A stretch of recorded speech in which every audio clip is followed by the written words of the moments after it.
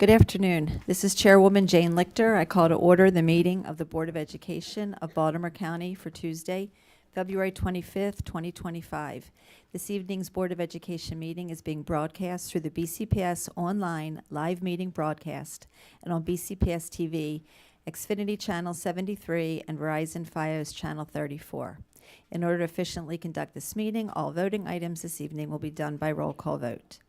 May I have a motion to go into closed session as permitted by the Open Meetings Act as found in the Annotated Code of Maryland, General Provisions Article 3-305, B1 and B7 to discuss the appointment, employment, assignment, promotion, discipline, demotion, compensation, removal, resignation, or performance evaluation of appointees, employees, or officials over whom it has jurisdiction, or any other personnel matter that affects one or more specific individuals, and consult with counsel to obtain legal advice. So moved, Stileski. Thank you. Is there a second?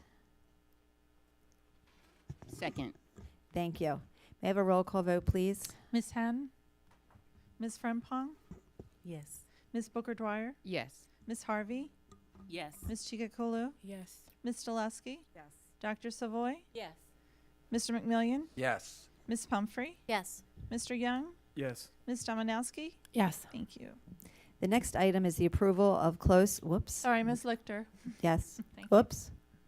Oh, yes. Okay. Tell me when we're ready.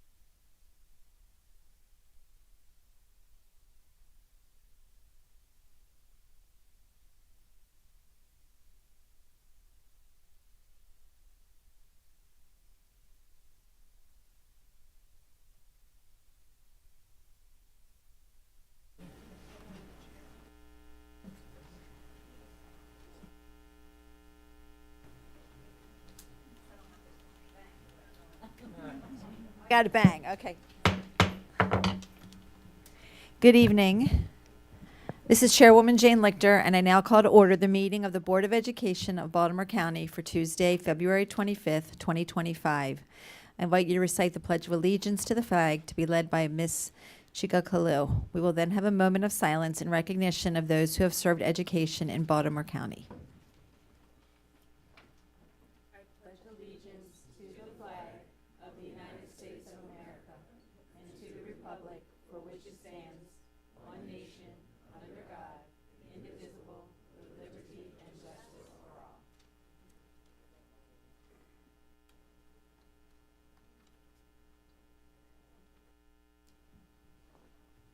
Thank you.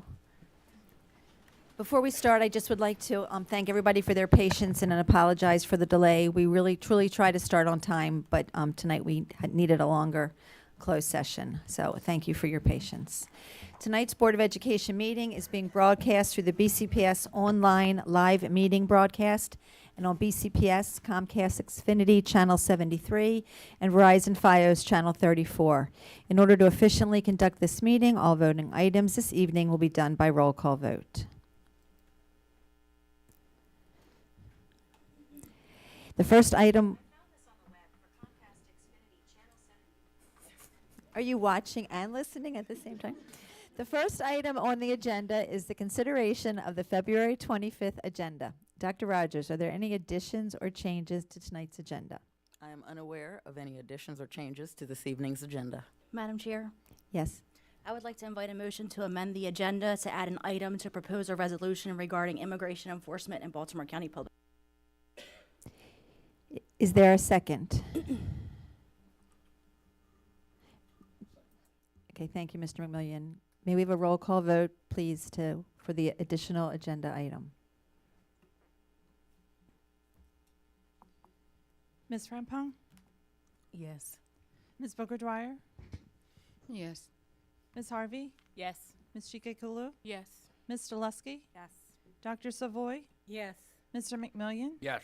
Ms. Pumphrey, Yes. Mr. Young, Yes. Ms. Dominowski, Yes. Ms. Lichter. Yes. Thank you. What, sweetheart? So we can place it before information, before as new J. So the additional agenda item will become J, and then information will become K, and so forth. I'm sorry. Was there any? We didn't do a discussion on the additional agenda item. Now, Ms. Pumphrey said I can't. Is there any? I guess I really can't. Okay. The revised agenda is approved. Period. Okay. All right. The next item on the agenda is personnel matters, and for that I call Mr. McCall.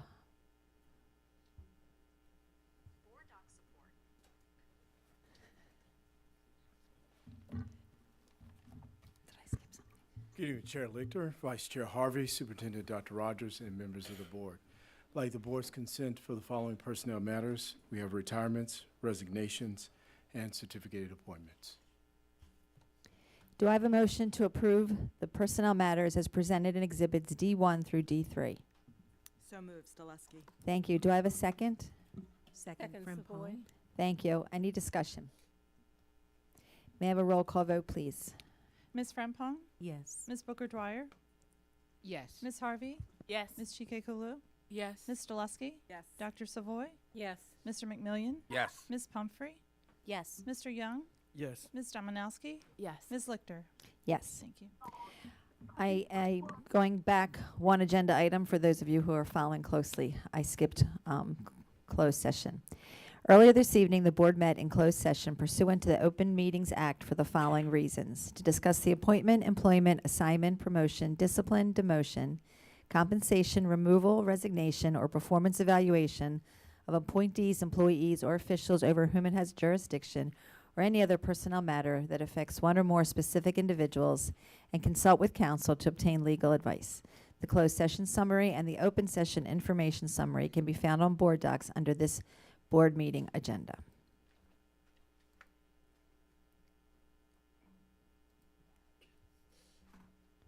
The next item on the agenda is administrative appointments, and for that I call on Dr. Rogers. Thank you. Madam Chair Lichter, Vice Chair Harvey, and members of the board, I'm bringing forward the following administrative appointments for your approval. Principal, Mars Estate Elementary School, and Specialist, Research, Department of Research, Accountability, and Assessment. Do I have a motion to approve the personnel matters as presented in Exhibit E1? So moved, Pumphrey. Thank you. Do I have a second? Second from Pong. Thank you. Any discussion? May I have a roll call vote, please? Hello. Ms. Hen? Yes. Ms. Frempong? Yes. Ms. Booker Dwyer? Yes. Ms. Harvey? Yes. Ms. Chike Kalu? Yes. Ms. Delusky? Yes. Dr. Savoy? Yes. Mr. McMillion? Yes. Ms. Pumphrey? Yes. Mr. Young? Yes. Ms. Dominowski? Yes. Ms. Lichter? Yes. Thank you. Thank you.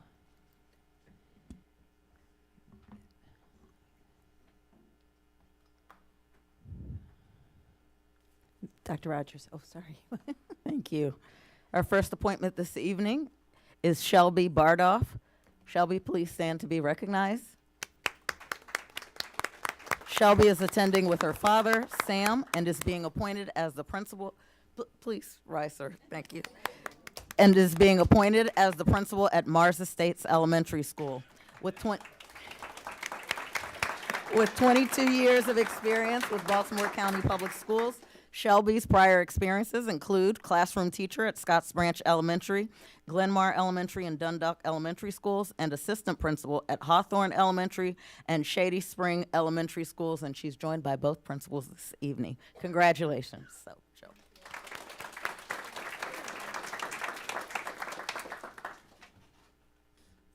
Our final appointment for this evening is Dr. Brock Couch. Please stand. Brock is attending with his significant other, Chris Scrivener, and is being appointed as the Specialist Research in the Department of Research, Accountability, and Assessment. Brock's experiences include Center of Acoustic Research Education STEM Assessment Advisor at the University of New Hampshire and Assistant Teaching Professor at Loyola University. Congratulations and welcome to BCPS. And congratulations to both of our appointees. I do have a special congratulations for Shelby. I was able to watch her journey as an AP, and I'm thrilled for you in your new role as principal of Mars Estates. So congrats. Our next item is public comment. This is one of the opportunities the board provides to hear the views and receive the advice of community members. If not selected to address the board, members of the public may submit their comments to the board members via email at boe@bcps.org. The Baltimore County Police Department's Homeland Security Unit and Office of School Safety has recommended safety and security protocols, which are posted in the boardroom and available in board docs and on the board's participation by the public website. While we encourage public input on policy, programs, and practices within the purview of this board and this school system, this is not the proper forum to address specific student or employee matters or to comment on matters that do not relate to public education in Baltimore County. Inappropriate personal remarks or other behavior, such as language that promotes violence against a BCPS employee or that disrupts or interferes with the content of this meeting, are out of order and will not be tolerated. Persons who otherwise disrupt or disturb this meeting will not be allowed to continue their remarks and will be escorted from the meeting. Please observe the 3-minute clock, which will let you know when your time is up. The microphone will be turned off at the end of your time or prior to that time at the discretion of the board chair. We'll begin with our school system affiliated groups, and the first one is Victoria Ramnarine. I'm sure I botched that up. And she is with the Special Education Citizens Advisory Committee. Oh, good evening. From the overflow room, sorry. Oh, overflow. Uh-oh. Can you just pronounce your last name for me? Ramnarine. Ramnarine. Yes. Okay, thank you. Well, good evening, everyone. My name is Victory, and I am a co-chair of the Baltimore County Special Education Citizens Advisory Committee and the mom of an autistic 7-year-old student who attends school here in Baltimore County. You recently learned about my son in December as I shared his story of playing in his first piano recital and how he's starting to have his first mini conversations with me. And I shared how crucial his current special education team is to his progress as a student here. I wanted to give you a bit of an update. This past weekend, my 7-year-old insisted on giving a congratulatory speech at my niece's Sweet 16, and my face still hurts from smiling so hard about it. While I like to take credit for his microphone skills, I can also credit his in-school speech therapy for helping to build his speaking skills. My son was also recently accepted for 2 piano pieces at his school's talent show. And while I credit his piano lessons, I credit his IEP-required occupational therapy services. That's where he works on his fine motor skills. He also continues to increase in his conversation ability. While I credit our work at home, I am quite confident that his BCPS teacher-created weekly lunch bunch groups have helped him to develop his conversation skills as well. Tonight, there'll be a vote on the budget, so it feels imperative to remind you that the proposed budget prioritizes funding for special education, which includes critical related services such as speech and occupational therapy, as well as special educators. But the conversation doesn't end there. We need extra training for these individuals who interact with all of our students. We need programming, but we also need accountability and IEP facilitators whose only job is to facilitate. And if you'd like to learn more, I'd like to invite you to attend a monthly CCAC meeting. Just a few years ago, my son was diagnosed as severely autistic. I didn't know if he'd ever speak. I didn't know if we'd ever attend typical school with typical peers. But without a doubt, his team is working hard to ensure inclusion, confidence development, and overall skill development. And all of their efforts trickle over and have an effect on his daily life. Voting for the budget ensures that kids like my son have a chance to not just survive, but also to thrive. Voting for the budget ensures that kids like my son have access to adult professionals, paraprofessionals, adult assistants, and special educators who can drastically change their lives. And I know there's so many things that we can spend funding on, but we cannot allow special education to fall by the wayside. While I know that our special education experience is not universal, I also know that every student should have the opportunity to reach their fullest potential, regardless of their diagnosis or abilities. And that starts here, with a fully funded, fully supported BCPS special education team and school. So vote yes for the proposed budget. Vote yes for these life-changing services, and please vote yes for my son. Thank you so much. Thank you. Our next speaker is Edwin Perez from the Baltimore County PTA Council.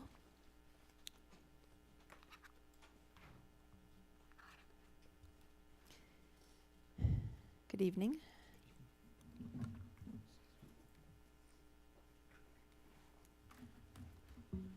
Good evening, Dr. Rogers and members of the board. My name is Edwin Perez, and I'm the chairperson of the Multilingual Community Partnership, a subcommittee of the Family, School, and Community Partnerships Committee of the Baltimore County PTA Council. The Baltimore County PTA Council has been closely tracking recent policy changes and potential legislation. I'm here to share our position on 2 concerns affecting our BCPS children, youth, families, and staff. First, I'm providing an update on a national PTA position statement that addresses the change in guidance affecting immigration advocacy and the protection of our students' rights. The change in guidance specifically addresses mixed status families. What is a mixed status family? According to the National Immigrant Law Center, a mixed status family is a family whose members include people with different immigration statuses. One example of a mixed status family is one in which the parents are undocumented and the children are U.S.-born citizens. The PTA believes that all children, regardless of their immigration status, has the right of access to a quality public education. School-aged children from immigrant and mixed status families may themselves be undocumented in various forms of immigration status, legal permanent residents, or U.S. citizens. They may live with family members and caregivers who are also of varying types of immigration status. Policies that create additional barriers to accessing free K-12 public education premised on immigration status harm not only undocumented immigrant students, but also students with legal immigration status and U.S. citizen children in mixed status families. We encourage the board to continue to work alongside the Baltimore County PTA Council and members of their local school community, educator unions like TABCO, and immigrant advocacy groups like CASA to safeguard the rights and services for children in immigrant and mixed status families. Our second concern addresses our position related to the Healthy School Start Times Bill. A few years ago, the PTA Council voting delegates adopted a position on supporting later school start times. Both the Free State PTA and the Baltimore County PTA Council support the Healthy School Start Times Bill, House Bill 1015, which had its hearing yesterday, and Senate Bill 468 has a hearing on March 5th. If passed, the combined legislation would require that beginning in the 2027-2028 school year, each public middle school and each public high school begin instruction not earlier than 8 a.m. and 8:30 a.m. respectively. According to the 2022-2023 Maryland Youth Risk Behavior Survey, a major factor in chronic sleep deprivation is the well-documented biological shift in adolescent sleep cycles, resulting in youth falling asleep later and waking up later than adults and siblings. Data also show that teenagers' sleep-wake schedules are misaligned with early school bell times, which can negatively impact student health, safety, attendance, performance, and graduation rates. In 2022, Anne Arundel County Public Schools transitioned to new school start times, including later start times for elementary school. This new start time were intended to improve student and staff health. We encourage the board to support the Healthy School Start Times Bill to keep our BCPS students and staff healthy and safe, and to improve student attendance and increase student academic performance. Thank you. Thank you.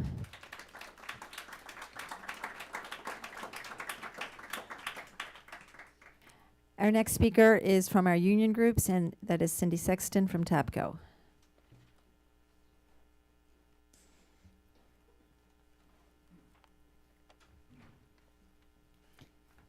Good evening. Good evening, Chair Lichter, Vice Chair Harvey, Dr. Rogers, and members of the board. Thank you for the opportunity to speak tonight. And thank you also for the immigration enforcement crosswalk information we received yesterday. As you have probably heard, the TAPCO Representative Assembly, our highest governing body, held an emergency meeting on February 13th and put forward the directive to advocate to the Board of Education of Baltimore County to adopt a safe zones resolution and the incorporated policy to protect schools as safe learning environments regardless of national origin or perceived national origin of our students. There are TABCO members here tonight in support of this request and, of course, of our students. While the immigration enforcement crosswalk is invaluable, codifying a policy shows the strongest commitment by the Board of Education as affirmed on the BCPS website. A policy is a statement of the vision, goals, and principles or position of the Board of Education to guide and direct the superintendent and the staff. We ask you to adopt a policy as just one part of showing your commitment to all of our students, regardless of their immigration status. Now, part two is the budget. And I just want to be crystal clear that, yes, our compensation package is important. We all stood together in celebration, school system leadership, the county government leadership, and all 5 unions. We did the hard work to get an agreement, and we are rightfully proud. TABCO has had speakers at all of the county executives' budget town halls, with a possible exception of one due to illness. Board members are sharing during those meetings not only about the compensation, but also the ongoing need for smaller class sizes, more support for our newest educators, especially those conditionally certified and special educators. Our students need their educators. We must do all we can not only to honor the negotiated agreements, but to be sure the supports are in place for our students and educators so that the data continues to move in the direction we need it to go. TABCO members also went to Annapolis last night, and we had many conversations with our legislators around funding on the state level. While there were educators from all the other counties, TABCO by far had the most people there, and they shared stories with what we need from our legislators to support our students and, by extension, our educators. We are in challenging times. There is no doubt about that. We must work together to get through this. There is a proverb that says, if you want to go fast, go alone. If you want to go far, go together. Let's work together, go far together, and get through these times focused on what is best for our students, because as always, they need us and they can't wait. Thank you. Thank you.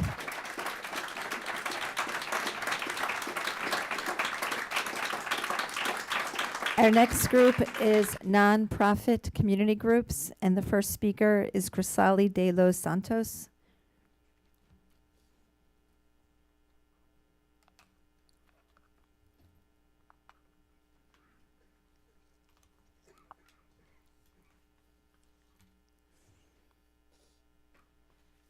Good evening.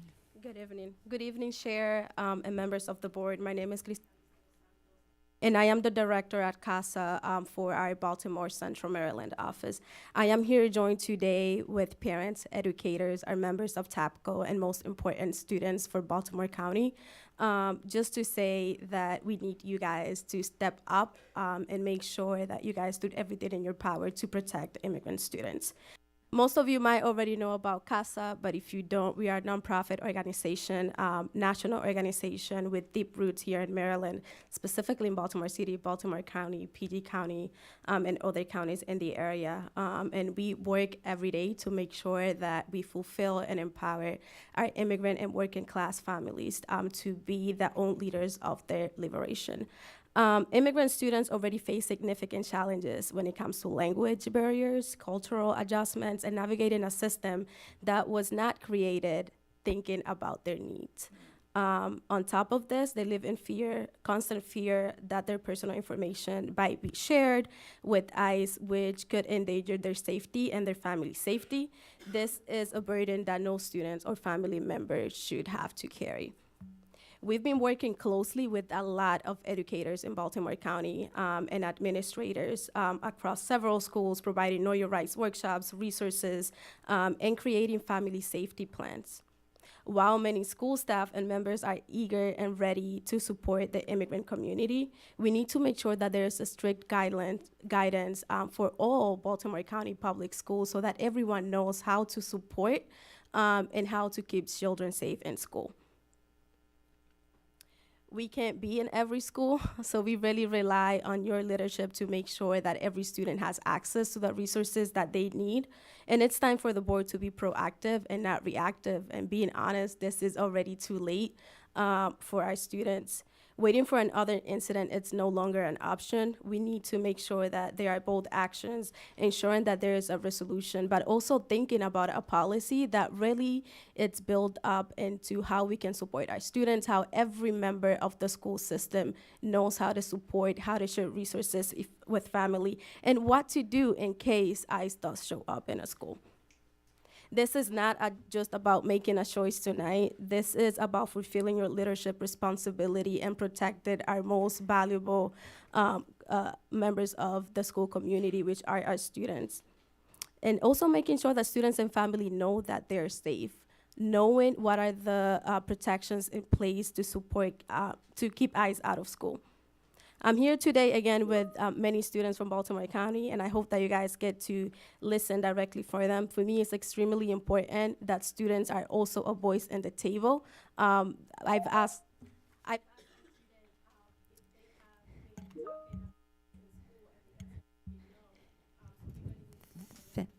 Thank you. Thank you.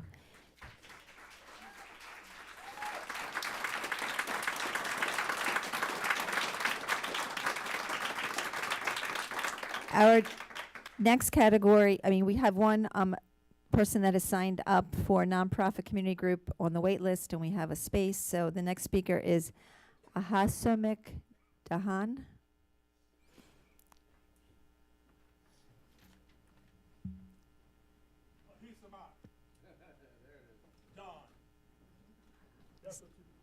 Mr. Don, I apologize for the botched up name.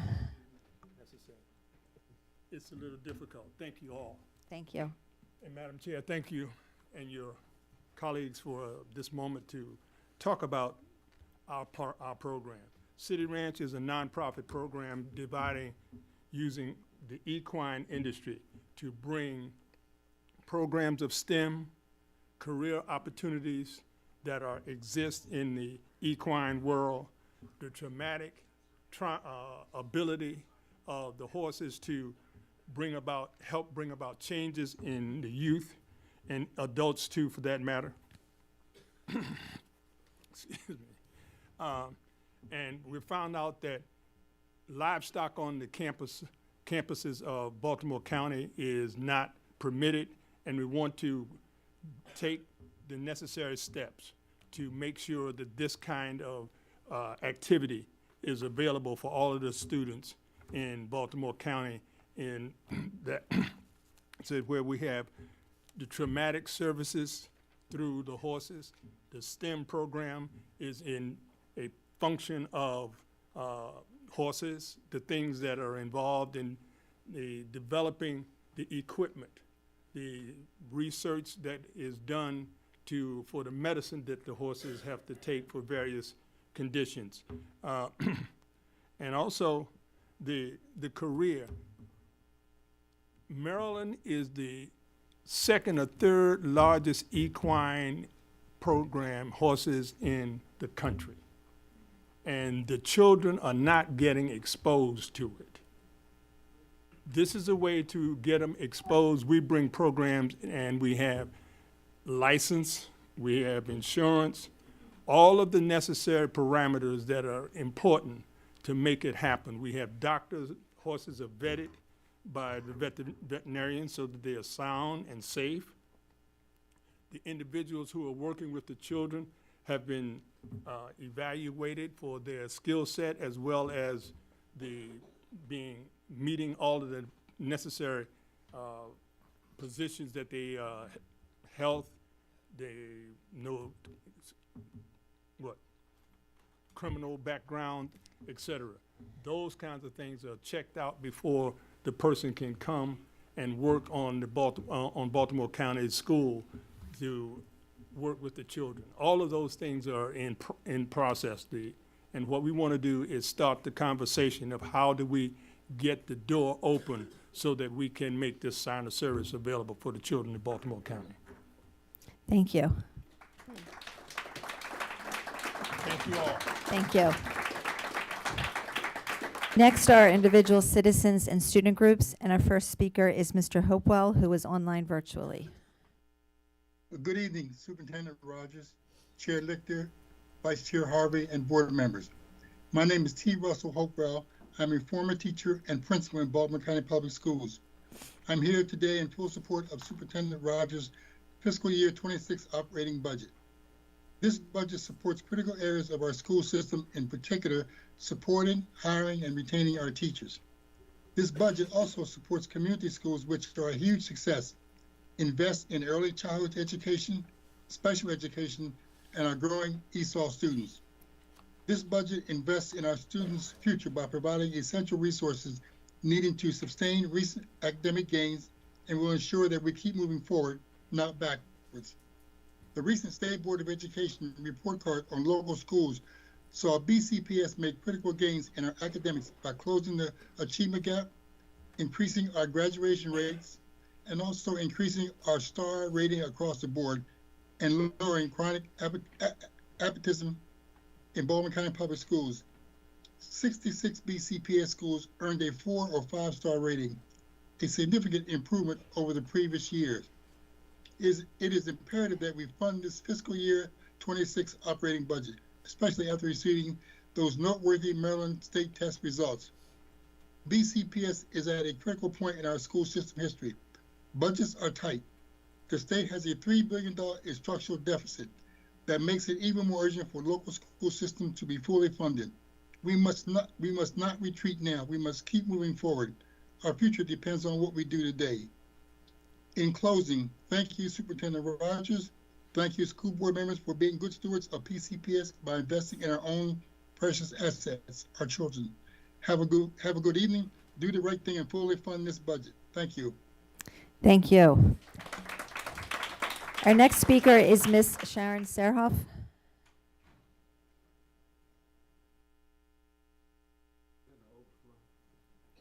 Okay.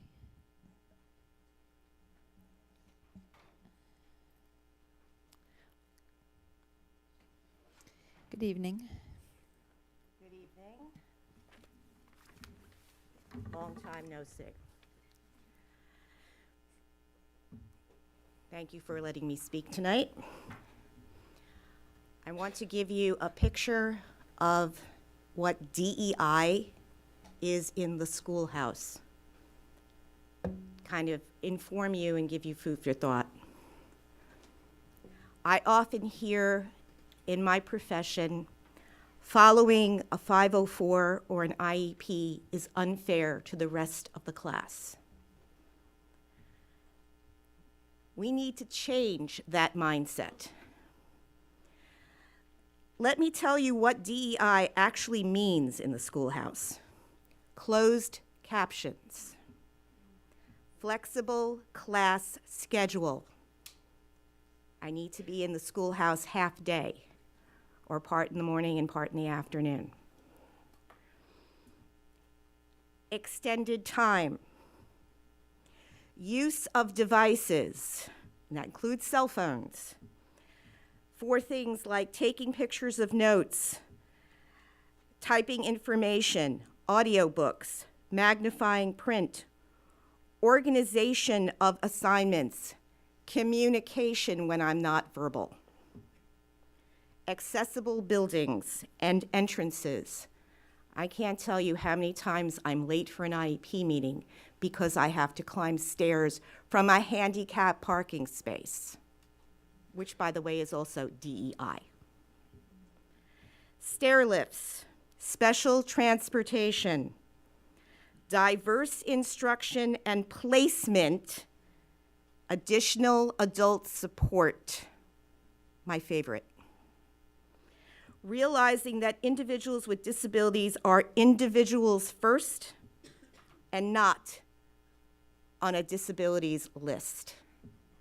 And that's something I often hear. They're not on the list, therefore they can't have an IEP. There is no list. Did you know that gifted students can also have disabilities and need an IEP? That's DEI. Leveling the playing field. I shouldn't have to say that 40 years after, or 50, almost 50 now, after IDEA first came into effect. DEI is special education. We need to be willing to communicate to parents how to find that education for their students and be transparent about it. Something that I was going to speak about when I wasn't able to get on public comment, and hopefully I'll be able to speak about it next month when I have more information. Thank you. Our next speaker is Mr. Ralph Jaffe.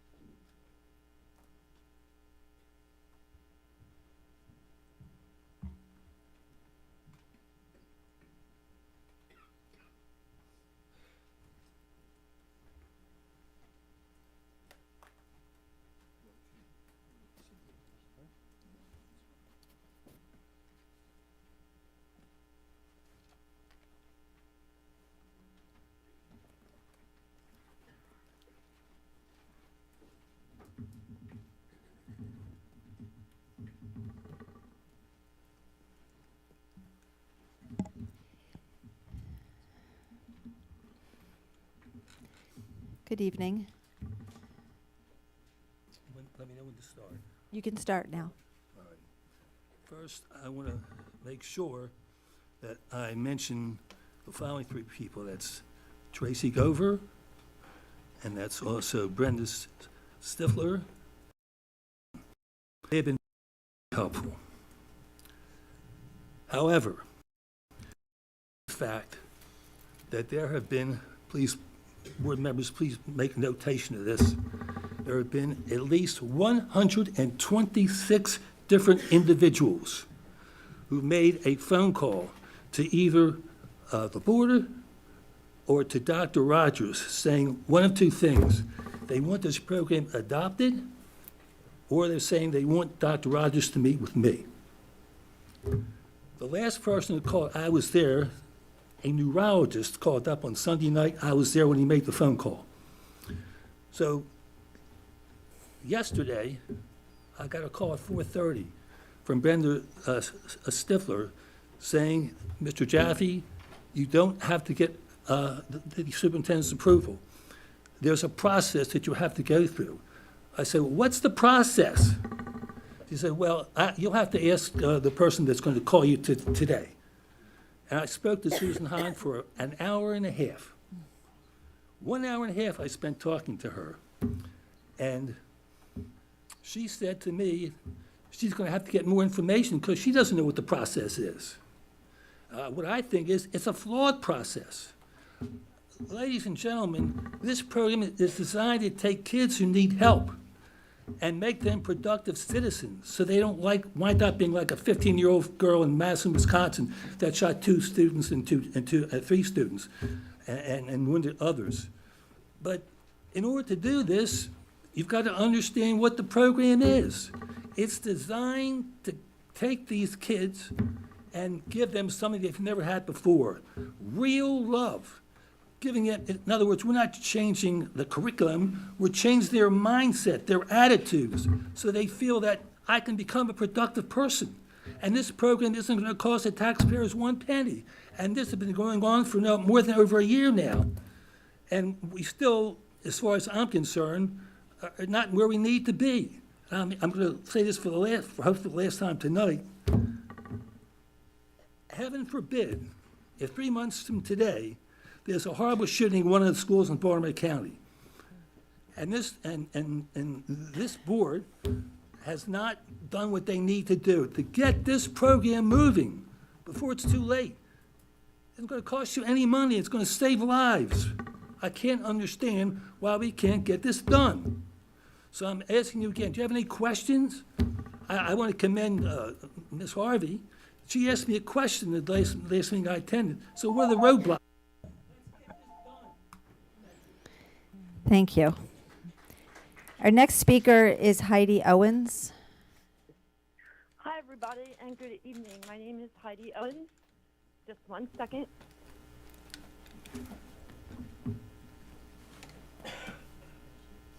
Sorry about that. I'm virtual because I'm at home with my pre-K kindergartner. That's okay. I work for Kelly Services. I'm a substitute teacher, but I just want to make it known that this is Heidi Owens speaking. I'm not speaking on behalf of my employer, like this is just me speaking. So I've had the privilege of going to basically almost every school in Baltimore County, all the different zones. And I'm an outsider looking in. And what I see with these classrooms, if you want to get down to the basics, the classrooms need LED lights. I am absolutely mortified at the fact that so many of these schools have the outdated fluorescent lights that hospitals and doctors' offices don't even put up anymore. I mean, it's LED light bulbs. I think that is good. In addition to that, a lot of these schools, it's an endearing way, but they're like a little gingerbread house, a little cottage. The windows are not very big in a lot of the schools. Natural light is one of the best, if not the best, for the learning environment, okay? And the teachers also need to adopt opening their blinds. I've had teachers keep their blinds closed because they don't want the students to be distracted, which doesn't make sense to me because natural light is very healthy, okay?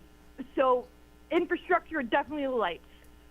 Kids are always hungry, and I know that Baltimore does its best to give snacks, but not all grades are getting these snacks. Like the pre-K and the kindergarten get the snacks, High schoolers, every single kid needs to be able to have a snack time, not just because they're little.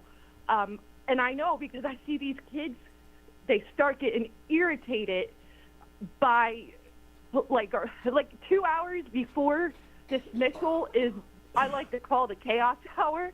And I'm telling you, the kids are hungry. And so like, come on, snacks, not that hard.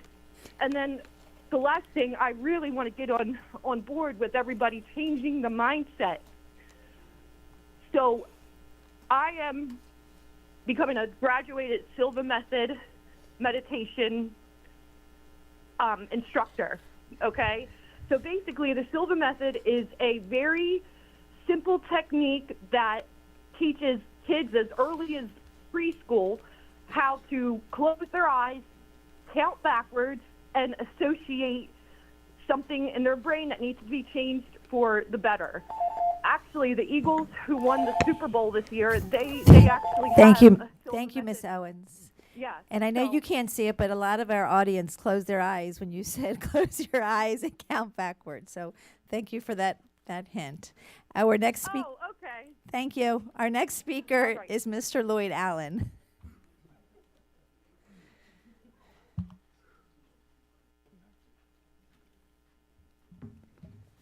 Good evening. Good evening, Chair Lichter, Vice Chair Harvey, Superintendent Rogers, and members of the board.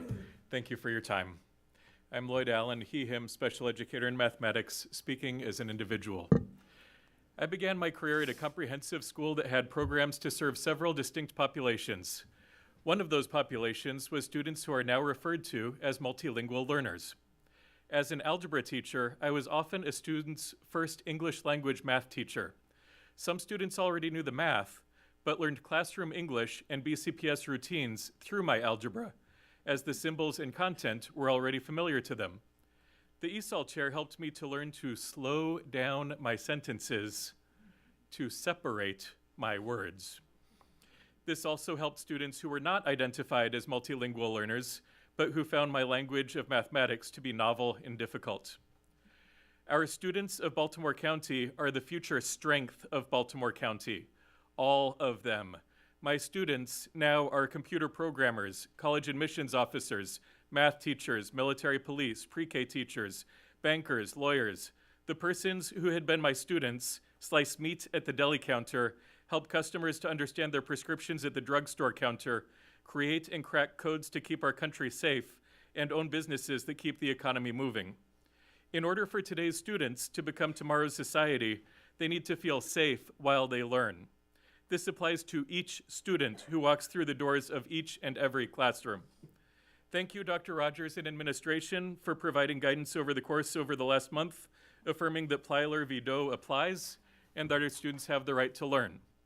Thank you for providing and updating guidance about what action staff members should and should not take.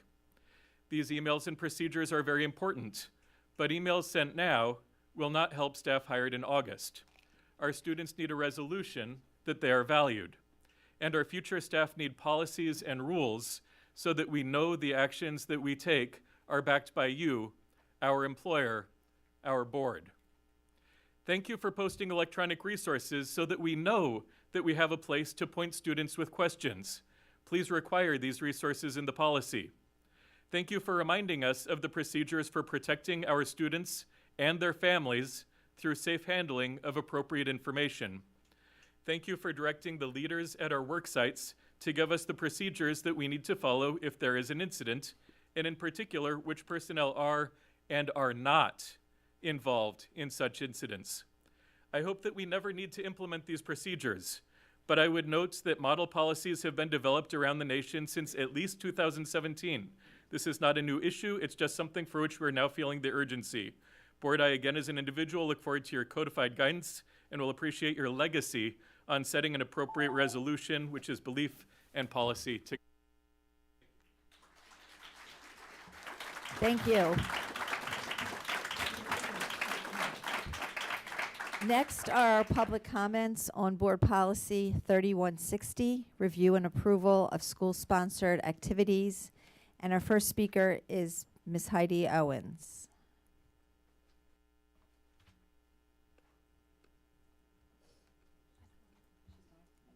I think she may have signed up. Our next speaker for Policy 3160 is Bash Farone.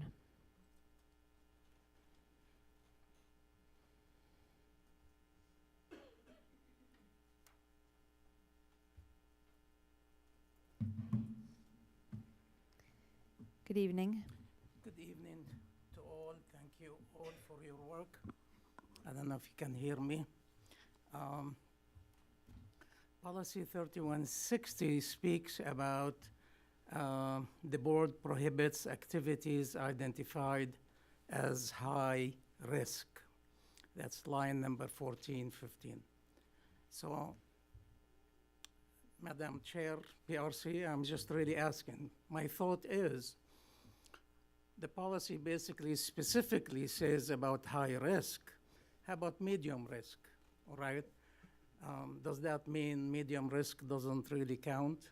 So For me as a physician, obviously, the highest risk activities are the activities that could potentially lead to loss of life. That's really high, all right? Medium activity may be injury for a hand or loss of a finger or something like that. Still, it's not acceptable. So the policy does not really specify anything in relation to that, and it does exclude medium risk and lower risk. I don't know if the school system is covered for the amount of risk being high or medium or low. I would assume so, but I really hope somebody can shed a light on that. And if you, the school system, have an activity that obviously could involve parents and outside persons, my question to you, do you, the Board of Education, foot the whole bill, or is it the people or the organizations that holds the activity would pay some of the cost in relation to the risks? So I wonder if you can really opine on that. Again, Madam Chair, I honestly don't mean to criticize anything. I am just reading it as an individual that basically thinks outside the box that is very short, and I hope you would answer me. Guess what? You get to stay right there and comment on our next policy, 7240, school site selection and acquisition. So next policy, 7240, talks about established procedures, and the procedures must comply with the state and local laws and regulations, line number 23.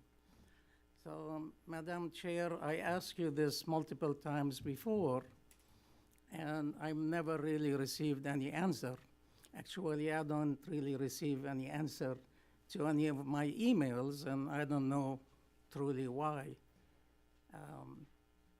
So the question is, there is no federal written here. So I'm asking you as a, not as a lawyer, I'm not really a lawyer, but I'm playing the devil's advocate. Does that mean that the superintendent or the school system is allowed to violate federal law? Because it's not really mentioned there. It's mentioned local, which is the county, and state, which is the state of Maryland. And of course, my previous question is about why do you state the obvious? Then you say in line 24, shall be responsible for recommending the site of acquisition. I honestly don't like this language, and I'm just going to tell you how I feel about it. You have two responsibilities that are the most important. One is choosing the superintendent, and one is the budget. The rest is kind of here and there. So, you know, what does that really say that you are saying about responsibility of the superintendent in a policy that is common sense? You know, why do you have to say the obvious? It's almost like when you're driving on 695 and it says, put your wipers on when it is raining, all right?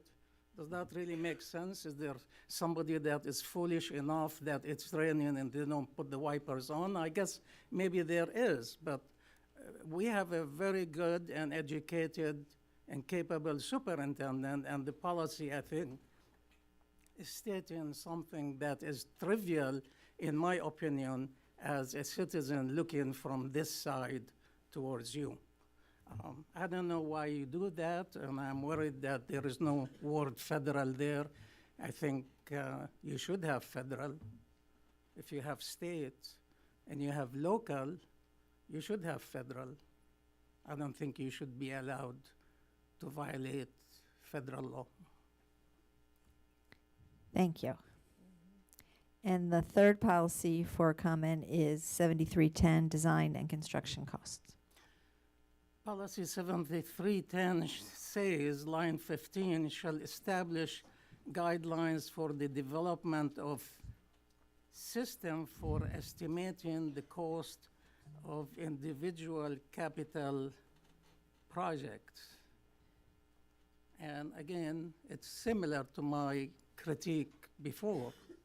I mean, do you really have to specify to the superintendent that he or she have to establish the guidelines, you know, for estimating the cost? And it raises another question is, if you specify something like this that is so common sense, then why don't you specify other things that are common sense? All right, it's, you know, the job of superintendent in relation to financing, acquisition, et cetera, is not really just making guidelines. It's much more to it, especially we are a big system. We are the 25th or 26th largest system in the United States, the second or maybe the third in the state of Maryland. So in my less than a minute left, Madam Chair, if you accept my criticism, I ask lots of questions and I really don't get any answers. And of course, I come here and I take 3 minutes time 3, that's 9 minutes. If you answer my questions, whether by phone or text or email or in person, hopefully with a handshake, not with the security getting me out like last year, then it's solved. You know, there is no need to keep raising the same issue. And, you know, when I go and have a haircut, I give $5 a tip, and the person who did my haircut is really so happy with the $5. I'm giving you $16,000 of county taxes, umpteen thousands of state, and of course you don't get much of federal, but I pay so much federal taxes, it's nauseating. And I really don't get any answer to any of the questions I have. I think it's something that you might want to consider.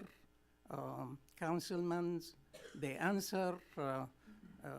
Delegates, they answer. The president, they answer. I mean, everybody answer. School board don't. I don't know why. Thank you. Thank you. The next item on the agenda is unfinished business, the superintendent's proposed FY 2026 operating budget. And for that, I call on Dr. Rogers. Thank you. Good evening, Chair Lichter, Vice Chair Harvey, members of the board. We have a PowerPoint, oh, and it's up. Thank you. We can move to the next slide, please.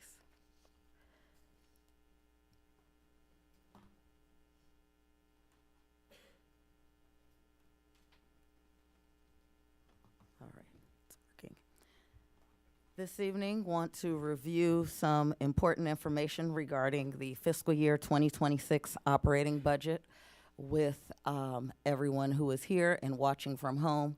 This slide, again, details the request to the budget. The general fund, as well as the special revenue fund, account for the operating budget subtotal. You also see other reporting categories, including the internal service fund, capital projects, debt service, and enterprise fund. Important to note, the capital projects fund, as we've mentioned before, is large due to several upcoming major capital projects. Several of those projects over the next 5 years are depicted on this slide, including 3 high schools, which this is the first time in BCPS history that we have built 3 high schools at one time. Lansdowne High School, Towson High School, and Delaney High School. Towson High School and Delaney High School have a price tag of more than $250 million, followed by Lansdowne High School for $204.7 million, and 2 elementary schools, Scotts Branch and Deer Park Elementary School.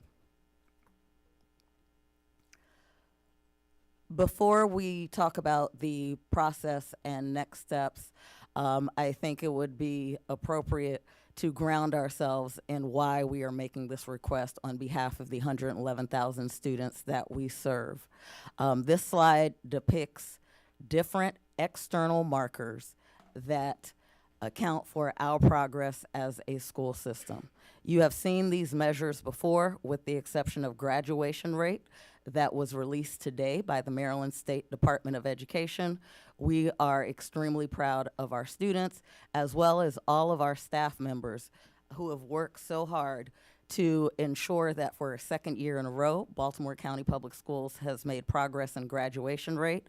But this year, our progress almost doubled the rate of last year, with specific information that we shared with our families and our communities around the schools and their progress in graduation rate. Would want to call to everyone's attention some specific school highlights. Our top graduation rates for the class of 2024 were Western School of Technology, followed by Eastern Tech and George Washington Carver. 12 high schools saw an increase in their graduation rate. 5 high schools saw an increase in their graduation rate for 2 years in a row, including Owings Mills High School, Patapsco High School, Sparrows Points High School, Western Tech, and Woodlawn High School. Parkville, Owings Mill, and Woodlawn High Schools, the 3 of them represented the greatest one-year decreases in 4-year dropout rates. And for student groups receiving special services, our 4-year graduation rate improved for students who were economically disadvantaged and multilingual learners. Our Hispanic students, Hispanic Latino students reported the largest increase in graduation rate with our multilingual at 6.69 percentage point and 8.31 respectively. And as I mentioned, the top 3 increases were at Parksville High School, were number 1, more than 9%, followed by Owings Mills, 5.13%, followed by Woodlawn High School, who made significant gains for the second year in a row. Their graduation rate increased by more than 5 percentage points as well. And so we absolutely congratulate our high schools and the schools that we mentioned for this increase across Team BCPS, but I think specifically related to the budget, this is why we are making the request on behalf of our 111,000 students. We are seeing momentum across the board, from the most important, chronic absenteeism, making sure that students are coming to school, all the way to when students leave us to pursue their post-secondary careers, and everything else in between. We want to continue to move forward on behalf of all of our students who are counting on us.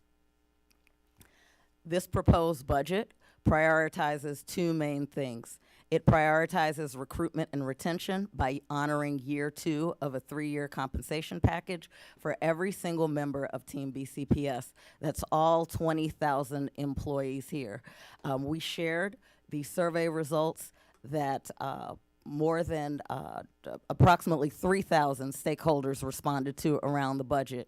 And whether you were a staff member, whether you were a parent, you were a student, everyone said recruitment and retention is the number 1 priority for our school system. And part of that is compensation for staff members that we want to bring on board, as well as staff members who are here, making sure that they remain committed to our students, and our investments in professional learning across the system are paying dividends for our students. Secondly, class sizes. We have heard across the state of Maryland that class sizes have increased over the last several years. In our proposed fiscal year 2026 budget, we preserve and protect our current staffing allocation formulas for all students from pre-K through grade 12. And so one of the things that I started sharing with members of Team BCPS in October was around the challenging fiscal landscape. When we started to hear information regarding the governor and comments around Blueprint, I've provided updates to Board of Education, provided updates at our press conferences, and messages directly to members of Team BCPS. It is absolutely correct to say that there is uncertainty in terms of the fiscal landscape. Everyone here knows that I have spent the greater part of the last 4 weeks advocating on behalf of Team BCPS locally as well as at the state level, including testifying twice to different committees on bills that would impact the amount of funding that we would receive from the state. That work continues. That advocacy continues. We do know that there will be likely changes from our county in terms of what they can afford, as well as perhaps the state, and there is uncertainty at the federal level. It is important for everyone to note that this is a process. This is step one of our budget process. Last week, I met with the county executive. I believe that was Tuesday. And this week on Thursday, we have another meeting scheduled with our budget teams. We have met just about weekly since the proposal of the budget January 14th. And it is an iterative process where we will continue to meet and go back and forth. I will answer questions. I will testify in front of her. I will make a presentation in front of her team, answer any questions that they have, and we will continue to work through the process before they come up with a number. It's also important to note, as we have received questions about what happens if we receive less money than what we proposed, is that that is not atypical for Baltimore County Public Schools. This slide right here shows you our fiscal year proposed budgets from superintendents compared to the amount of funding that we've received from the county. And in green, you see the difference between what we requested versus what we've received. In 9 out of the 11 fiscal years depicted on this slide, Baltimore County Public Schools has received less funding than what was requested from the county. Those numbers range anything from, if we're going 1% or above, $15 million to $121 million less than what we've requested. This is not uncharted territory for us. You'll note also, if you look at the second blue category, that we have asked for $100 million or more in the recent history, starting with, or near $100 million, starting with fiscal year 2020, 2021, followed by a request of $149.7 million in 2023, and then this year the request for $100.3 million. Important to note, in red in the green sections are those years that we received more than 5% less than what was requested. In terms of how we go about the next steps, just as a reminder to everyone, we receive most of our budget, a majority from our Baltimore County, the local partners, followed by the state budget, and a smaller percentage by federal and other sources. 83% of our budget is focused on salaries, wages, and benefits for all of our 20,000 employees. It is a mathematical problem. Depending on what happens at the next step, when we receive an actual number from our funding partners, that's what dictates our next steps. If the number is smaller, it doesn't necessarily indicate a need to address compensation and wages. However, if it is a larger number, because 83% of the budget is focused on salaries, wages, and benefits, we will employ the same process that we have employed for the last 9 out of 11 fiscal years, which include, okay, not working, Can you advance the slide, please? Which include proposing a budget, a formal request to the county executive. It's also important to note that in all 5 of our master agreements, it requires us, we have agreement, it requires us to submit a full compensation request to our funding partners. And so the next step would be to do that. We would have that iterative process with the county executive and her team. Following that, the county council would review the budget request, and there would be an iterative process with them as well, where they work with our budget team as well as meet with myself, and I answer any and all questions that they have. Any item regarding negotiated agreements or compensation would come back through our established processes. Our established processes regarding negotiation always include updates to our Board of Education in closed sessions. Board of Education provides feedback. We take that back. Our chief negotiator takes that back to work with the unions. Any decisions that the Board of Education makes in closed session, those actions are then affirmed in open session. And after the entire process is followed and we have final numbers from our funding partners, then all numbers and information are a part of our adopted budget and a part of the book, the budget book that we post for everyone. And so wanted to spend some time going through that process so everyone would understand what the next steps are, making sure that everyone has factual information around what our obligations are as a school system, what we've committed to all 5 of our unions in terms of full compensation, and answer any questions that you might have. So may I have a motion to approve the superintendent's proposed FY 2026 operating budget? So moved. Thank you. Is there a second? Second. Thank you. Discussion. Ms. Pumphrey. Can you go back to that? I don't know if you can go back to that last slide. I just have a question about the steps in the process. So you talked about the negotiated agreements. Other changes in the budget that have to be made, is that brought forward to the board, or how does the board find out about those changes if we don't get the funds asked from the county? So it all depends on whether or not, sometimes the county will identify the specific reductions. You know, that has happened in recent years. And so we all receive the information at the same time from them. And I think there might be some times where there's opportunity to have conversations. And if there are those opportunities to have conversations, we would be having updates in closed session. Thank you. Other questions? Ms. Dulesky.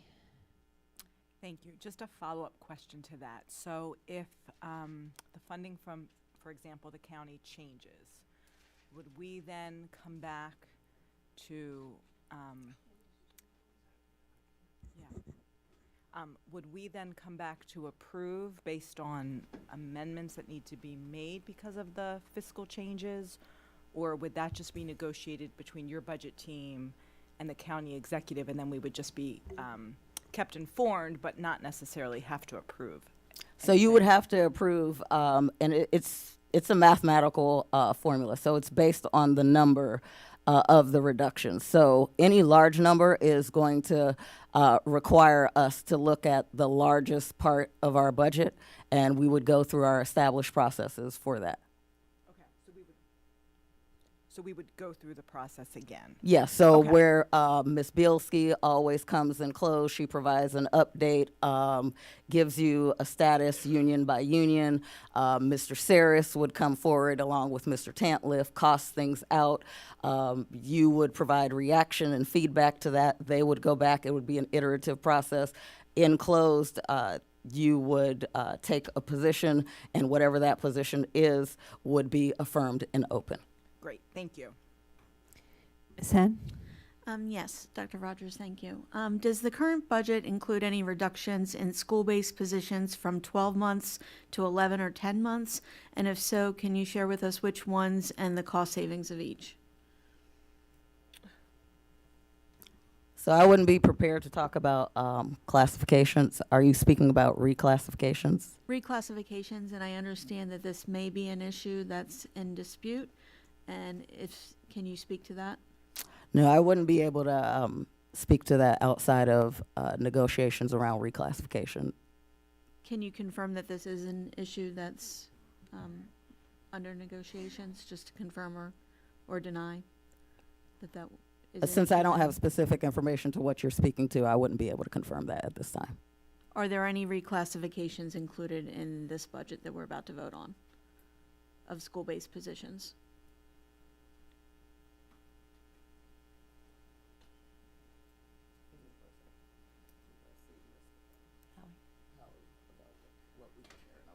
Okay, we're going to take a pause.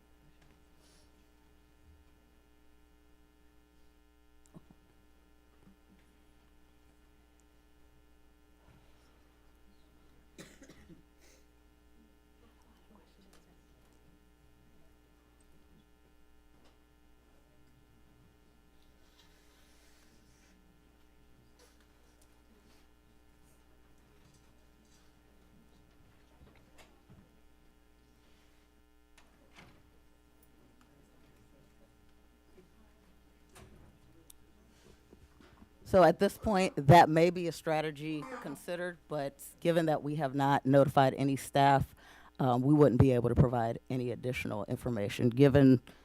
Depending on where we land with numbers, that might be a strategy that we have to consider. Okay, thank you. So at this point, the current budget does not include any reclassification of school-based employees as it currently stands. That may be a strategy we would have to consider. Thank you. And my follow-up, and you may or may not be able to answer this as well, but are there any positions being eliminated that support new teachers and or conditional teachers? And if so, can you speak to which positions and how many are being eliminated? No, there are no positions being eliminated that support new teachers or conditionally supported teachers. We are likely going to restructure how we provide that support, maximizing grant funding, but the statement about providing less support is not an accurate one. Okay, and I have one last question, Madam Chair, if I may. When you mentioned to the board that you met with principals to discuss the adjustments to their budgets based on the 10% reduction in per pupil allocations, and they mentioned that potential areas for savings, I'd like to know if you could share any more information about that. And to give you an example, one high school reported a reduction in its budget for extra duty activities of $35,000. Can you speak to whether that amount is average for a high school and how many student activities would be discontinued as a result of that reduction? Thank you for that question. I would like to again share on that we have made no reductions to budgets for extra duty activities. What we have shared, and I believe we have this posted on Budget 101 as part of the budget questions, is you had a past practice where some people would overspend their budget allocation, and people were asked to maintain their budget allocation.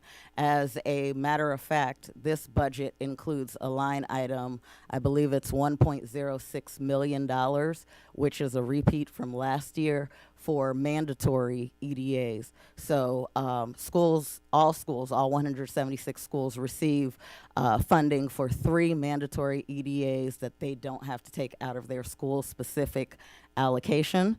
That is additional in the budget for FY26. It was additional for FY25, and there were no cuts made to the formulas last year or proposed in the FY26 budget.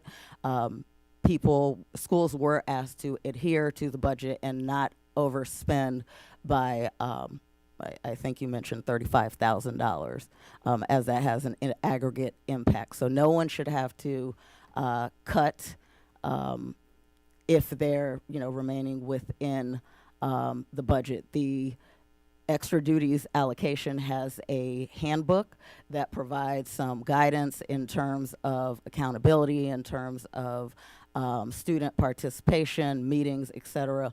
All of that was reshared, I believe, late summer and throughout the fall with all of our schools. So just for the viewing public, there were no cuts made to EDA budgets. There were additional funds provided this fiscal year, as well as there's a line item for the upcoming fiscal year. And understandably, that's up to the principal in terms of their overall fund to elect to fund additional EDAs above the 3 that are centrally funded and mandated, as you said. So anything above the 3 are elective for that principal to fund. What was cut was the overall pot of funding available to schools was reduced by 10%. So it's up to principals to determine where those cuts are made. So what I'm asking is, of that $35,000 that was cut by one school for extra duty activities, what would that equate to? 10, 11? Does that sound, is that an accurate estimate based on $3,500, $3,300 per activity? No, I would in terms of disagree. stipend per staff? I would disagree with that statement because those are two very different budget line items. EDAs are one budget line item, which there's an established budget for that, and then they get on top of their budget, which is based on enrollment and level. They receive funding for 3 additional EDAs. That's very separate, and we've posted that response as well to the 10% non-salary reduction. The process that I'll share for the public that we followed was meeting with all of our principal groups as a part of PLD to share with them that we knew we were going to have to tighten our belts. We were going to have to bring in some savings as we moved into the FY26 budget. They had an opportunity to speak with each other about changes that they felt were reasonable that would not impact their programs. And then we had a whole group discussion. We did this by level and by zone in elementary where the 10% came from. So the 10% it has nothing to do with EDAs. The 10% goes towards buying additional things. In some schools, they talk about they receive the message at the end of the year, the 4th quarter, that says you have to spend all of your funding, and they just buy. And so that's how they came up with the 10%. It could be, I don't know, stickers. It could be additional cups, additional printing, things of that nature. But one of the data points that we used was the quarterly spending for the last 3 fiscal years, the budget compared to the actual expenditures to make that decision. And so those two are very separate. EDAs is a very separate line item compared to the non-salary school budgets that principals received, and they were integral part of this process. Thank you. And you answered the second part of my question, which was, thank you. That was the second part of my question, was what areas were they, did they seem realistic to cut? And you mentioned some specific supplies. Were there any other areas that they mentioned that they would cut out of the 10%? None that come to mind. Thank you. Other board members? Ms. Domanowski? Yes, thank you. First, if it's okay with you, I wanted to give you an opportunity to clarify an answer to a question I incorrectly phrased at one of the last meetings in regards to college and career readiness. The budget line item found on page 144, while it looks like a cut in budget when compared to the 2025 budget line item from 2.6, which is found on 268 of 2025, to 1.2 in this proposed budget. In fact, it's not a cut, but a transfer of charges to a different department and will not have any effect on the college and career readiness programs that BCPS has to offer our students. That is correct. No more clarification. I wanted to give you a chance to No, that is correct. The AP exams were moved over to the department that administers the AP exams for the entire district. Okay, thank you. You're welcome. And then if we could go to slide number 4. What are the safeguards, if any, in this budget that we are making at the school level to ensure that these staffing allocations are adhered to? I can only speak from my personal experience from a teacher and from my own 2 students who are in 2 separate classes in the same school building. their first graders and third graders, all their classes are 26 or 27 students. And so we have asked principals to not only engage with conversations with their leadership teams about priorities, that if there's an internal decision that's made to, because they all receive one set of allocations, if there's an internal decision that's made to maybe increase the sizes somewhere else and lower the sizes somewhere, to have that conversation proactively with PTA as well as staff, so there can be understanding and mutual agreement about those decisions that are made. In terms of how are we safeguarding, this is the second year in a row we have created a staffing allocation memo. We have our expectations very clearly defined in that memo. We have reporting dates that start in June and go through to August, where we're going to pull central reports to check for adherence. Principals also have the tools where they can pull those reports internally. The new staffing allocation tool that we created to make sure that that we were allocating according to the formula in schools provides a snapshot for every school to see and ensure that they receive the staffing that they should. But the guidelines that we've provided, as well as monitoring and follow-up from the Division of Schools, and if it's an allocation that comes from curriculum and instruction, as there are many staff members that are allocated from central office, these are the two groups that will monitor throughout the summer to make sure that we're implementing with fidelity, and if there's a change, that's a conversation that happens at the local level with the principal and the stakeholders. I don't know if this is the same thing, but just as a follow-up, if a school building needs like a special educator or any special educator, is that going to interfere with their school allocations as far as the teachers in the classroom? No. No. Okay. No. And then I think I only have one. Okay. Have you considered? No, that's it. Thank you for providing all those salaries, the increases. Are these all the salary increases at all levels that BCPS will be creating? Any? If you have the compensation agreements year 2? Yeah. Yes. So that there aren't any other positions that will be receiving increases, whether it's central office or in the schoolhouse? So the compensation agreements speak to members of bargaining units.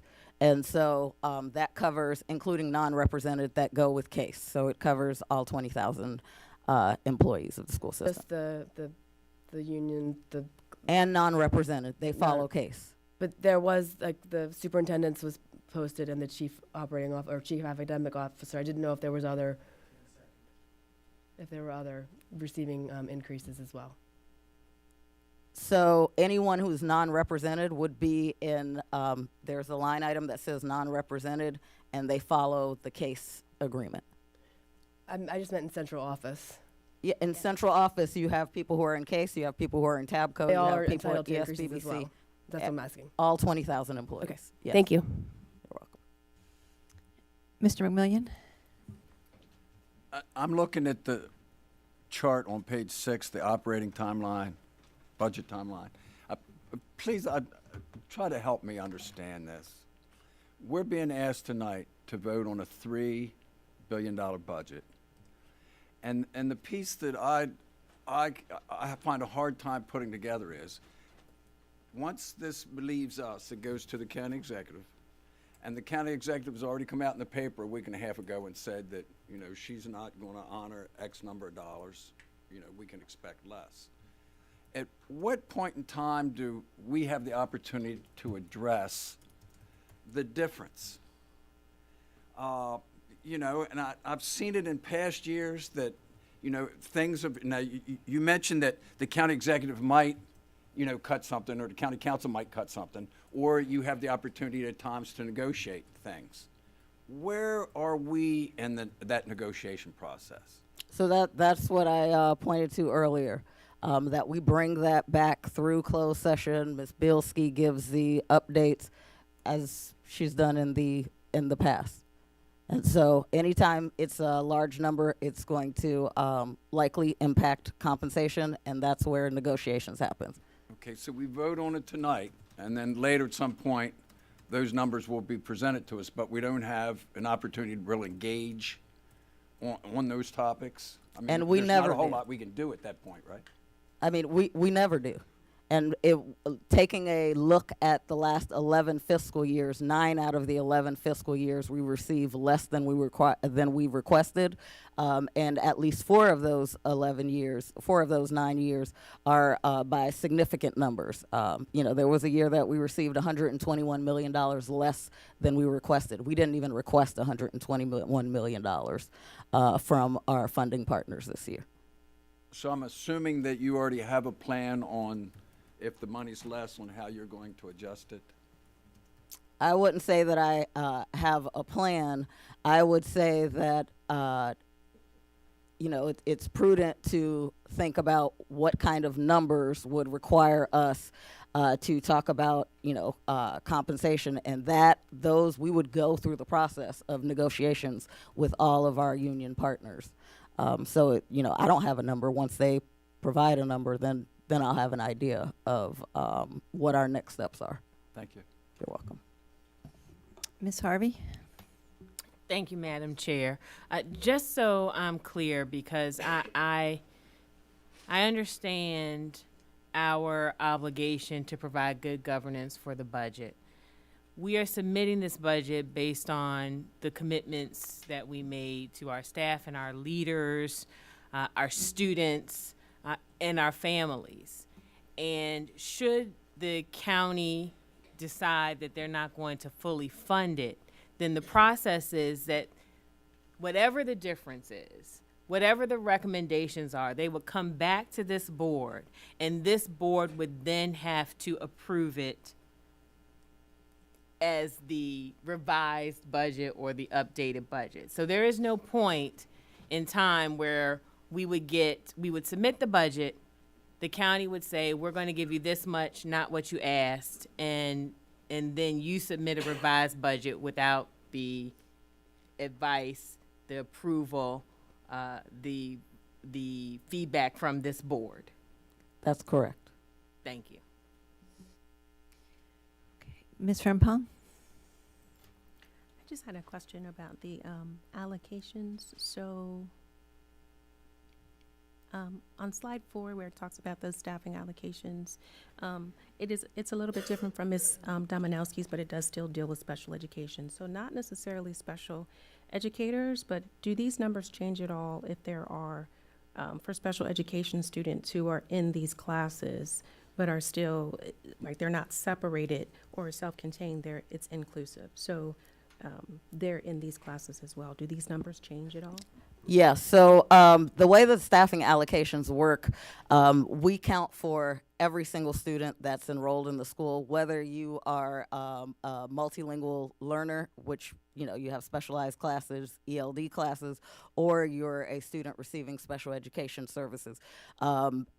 In our dashboard that we provided a snapshot of, it even further delineates our students receiving special education services to students that are in the continuum of services who are included compared to our students that are in regional programs. And I'm looking out there to Allison to confirm many of the time those students are in self-contained programs. If you look at our staffing allocation dashboard, what every principal received, it gives them the numbers on one side, the enrollment, and then on the second side is the allocation. And for special education, it breaks down every single position, the positions that are for inclusion, the positions that are for regionalized programs, if there are positions for behavior support, para-education, all of that is broken out based on the number of students that are enrolled, and we account for our students to be included in physical education class or in art class, and so they are accounted for in our general classroom allocation as well. Dr. Savoy? The most recent data reveals that Baltimore County Public Schools is moving in the right direction, and it underscores the need to fully support the budget that we have. And even dealing with the graduation rates, they're on the rise. And I want to specifically speak to Woodlawn High School, where they had the problem they had a big increase in graduation rates this year. Okay. Thank you. Thank you. Other questions? Okay. May I have a roll call vote, please? So to approve the proposed FY 2026. A motion to amend. Okay. Go ahead. Okay. I motion to amend the proposed fiscal year 2026 budget to include a pause on all non-represented, non-instructional or school building related salaries until we receive a full fiscal impact of those scheduled salary increases. Can you repeat that? Do you want me to type it in the chat?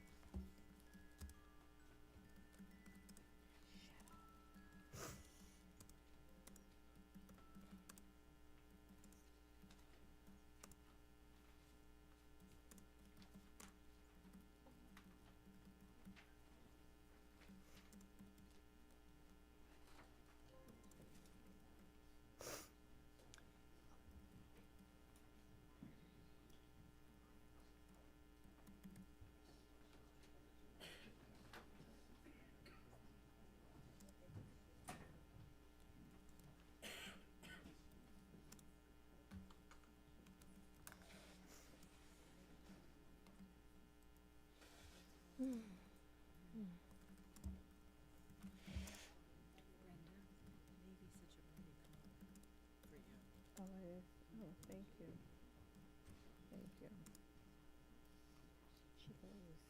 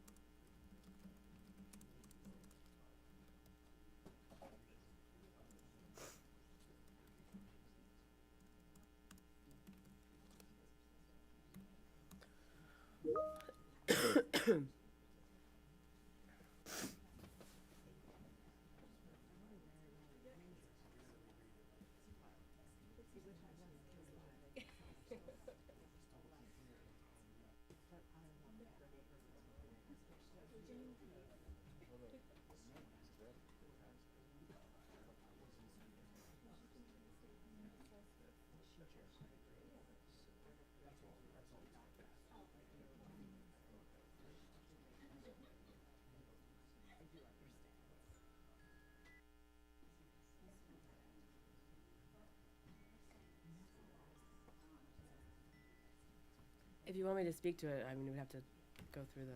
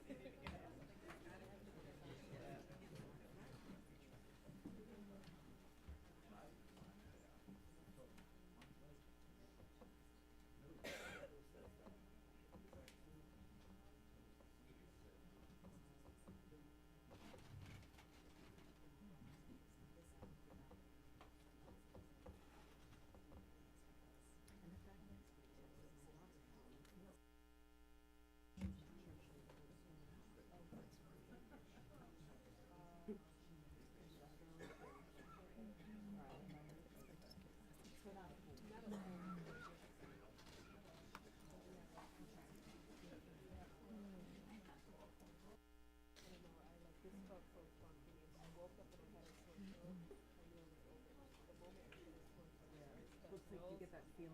Yeah. That wasn't too bad. No, that was. Because you sounded. I'm ready. I'm ready.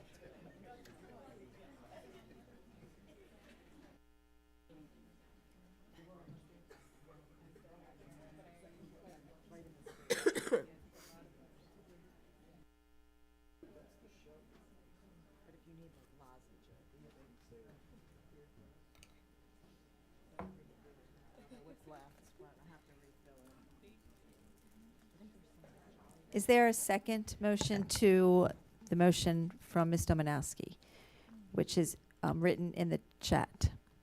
Motion to amend the proposed FY 2026 budget to include a pause on all non-represented, non-instructional, or schoolhouse-related salaries until a full fiscal impact of those scheduled salary increases can be presented to the full board. May I have a second? Okay, Mr. McMillian seconded. Okay, now discussion. Ms. Domanowski, can you explain who you're referring to when you say schoolhouse-related salaries? So essentially, we are given, when you give us the budget book, we have the instructional salaries, we have the school allocations, but when you go through each department level in Board of Education, superintendent, chief of staff, chief of all the other ones, all the other non-school related instructional, that. We're not given the breakdown. So I just want to know, I don't need to know how many there are, anything like that. I just want to know what the fiscal impact is of those FTEs that we are not given the actual numbers of. Did you mean or non-schoolhouse? Because you have it as schoolhouse. So Oh, sorry, did I not put non in front of that? Yeah, or non-schoolhouse, I did. I forgot a word, non-schoolhouse. Okay. I don't know if I can. So basically, everything outside of Appendix A. So would you consider bus drivers non-schoolhouse and non-instructional? Because they are, they're schoolhouse related, they drive the students to Okay. school. Where would you put para-educators? Schoolhouse. Secretaries. If they're inside of a school building, working directly with students, they're a schoolhouse related employee, an instructional employee. They drive the students to school. I mean, it's a small amount but some of those salaries are quite large, and I would like to know what the fiscal impact is of that. That's all. Can I ask a clarifying question? Yes, Ms. Tuleski. So I'm just trying to understand it. So would this be all of the employees for the system that are not part of a union? Yes. Is that? They're not part of a union that we are not part of what we're committed to as far as TABCO case. Okay. All the union, none of the, it's Okay. the I just wasn't- non-represented employees. Yep. Thank you. Thank you. Ms. Booker Dwyer. Could you give me an example of a specific position that you are speaking of that you would not want a salary increase to go to because they are non-instructional or not schoolhouse related? I didn't say I didn't want them to get one. I said I would like to see the fiscal impact of it for that question. So could you give me a specific position? Every position that is not represented by the 5 main unions. Dr. Rogers is ready to respond. Okay. Yes. Thank you. Page 9 of the February 11th responses to board member questions. At the top of page 9, we have a chart that details by union the FY26 projected increases in millions. The fourth item down is non-represented staff. That is $700,000. They follow the case agreements. And these are all salaries that are inside this building, like inside Greenwood, inside all outside school buildings, all central office staff, or is it just, what does that include? So non-represented staff, they might be outside of a school building in terms of their location, but depending on their job, and I think we provided some reports where you have 60 to 80% of their time are spent in schools. And we have shared with the board and the public our monitoring tool for accountability. And I think the principals could speak to help that they're receiving in order for them to do their work in the school in order to ensure fidelity of implementation of our investments around curriculum, around quality teaching and learning. That's the work that some of those people do. And then you also have people on the operations side. You have supervisors who make sure that the buses show up to the right depot. You have, routing supervisors who do that work, and sometimes they may get on a bus. But if they are in, and those might be the wrong positions to name, but if they are in non-represented, the fiscal impact is $700,000. And that would include, say, your salary or anyone else's in this room salary? Yes. Chief of staff, chief of Yes. academic officer, it's only 700,000 for Yes. all those positions. For every single non-represented position. I'm not sure that I'm getting the. So you asked for the fiscal impact for FY26 budget. It's $700,000. So it includes chiefs, it includes executive directors, it includes directors, it includes executive assistants, anyone who's on the non-represented list. So it's 700,000. Yes. Just for. Is the increase. Is the increase. Okay. Thank you. So therefore, your motion, you have your answer, so do you want to? Thank you for that. Okay. Thank you. So I think, we were at the roll call vote, please, do we already have a motion and yes, Ms. Henn? I have a motion to amend, Madam Chair. Okay, go ahead. I move to amend the FY 2026 budget by restoring the reduction in per pupil allocations to be offset by an equivalent reduction in non-school budget expenditures to be determined by the superintendent and to be approved by the board. Can you please put that in the chat? Sure.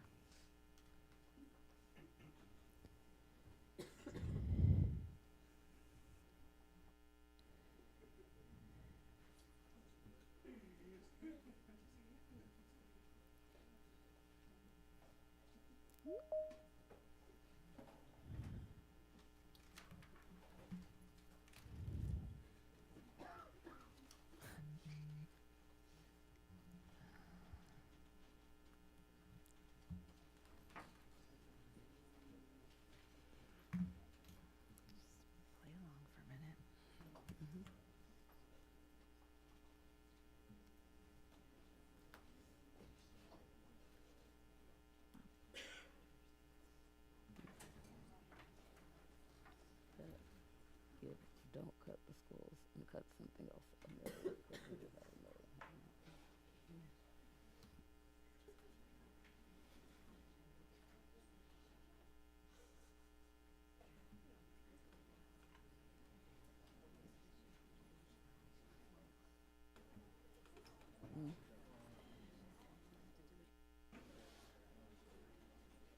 No, so it's like the extra money we're given by little stuff with.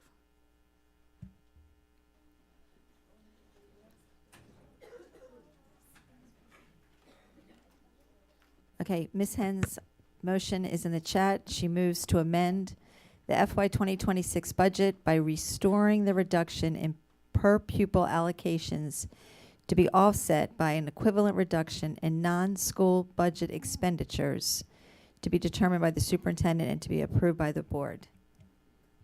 Is there a second? Second from Ms. Dominowski. Discussion. Ms. Henn, would you like to talk to your amendment? I think my amendment is pretty straightforward. It's to restore school-based discretionary spending so that principals can use it for their highest priority student needs, and gives the superintendent discretion to reduce central office and administrative spending to offset the reduction. It also preserves approval by the board so that we can have oversight into and final approval over where that reduction ends up being. Okay, thank you. Any other discussion? Ms. Booker Dwyer, was that a hand? Yeah. Okay. So we've heard from several principals to fully fund the budget as is. There was a whole video put out stating to fully fund the budget as is. So I'm in support of what we have heard, to fully fund the budget as is, without any amendments. Thank you. Further discussion? So, roll call vote on Ms. Hen's amended motion. Amendment. on Ms. Hen? Hen's Yes. Ms. Frempong? No. Ms. Booker Dwyer? No. Ms. Harvey? I believe it premature to amend the budget prior to getting official feedback from our county partners, and therefore I vote no. Ms. Chikakulu? No. Ms. Delusky? Yes. Dr. Savoy? No. Mr. McMillian? Yes. Ms. Pumphrey? Yes. Mr. Young? No. Ms. Dominowski? Yes. Ms. Lichter? No. Favor is 5. Okay, so that amendment doesn't pass. So we are back to the original, the original motion. So back 2 motions ago, did I have a first and second on the motion to approve the superintendent's proposed FY 2020?